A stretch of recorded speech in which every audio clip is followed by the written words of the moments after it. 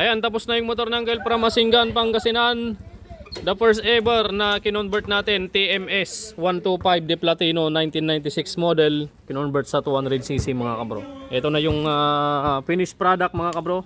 Ayan si Uncle, pandarin mo na pare. Thank you, shoutout sa Kwan. Shoutout sa Asingan. Pangasinan, si Uncle. Oh.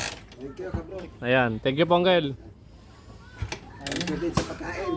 Ayun, kinakain na natin si Uncle dahil Kwan, alanganin na yung oras kanina. Okay, ayan na yung andar niya mga kabro. Shoutout kay brother Leo Lito Salvador Velasco. Okay, ito na yung andar niya.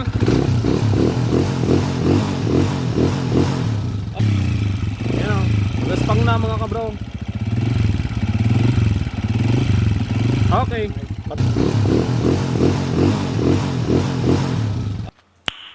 Nice. Okay, so dito mga kabro, dahil TMS 125 De Platino to, pati panggilid pinalitan natin dahil low speed yung panggilid nito. Tapos nagpaturno tayo ng sigunyal, tapos nagpapalit pa tayo ng dalawang bearing. Bale nag-add si Uncle dito ng panggilid set mga kabro. Yan, hindi kasama sa kwan yun. Ang kasama lang doon sa 16K, torno, dalawang bearing sigunyal, align, tapos conversion kit mga kabro, tapos labor. Okay, ayan.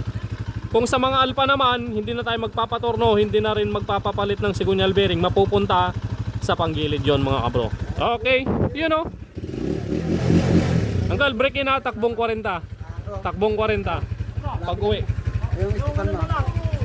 Ay, spring kick na lang pala. Sige pang Uncle, ayan o. Ayan, so bigyan natin si Uncle ng sticker yun. Thank you. Thank you. Yo. Thank you. Thank you Uncle, thank you po.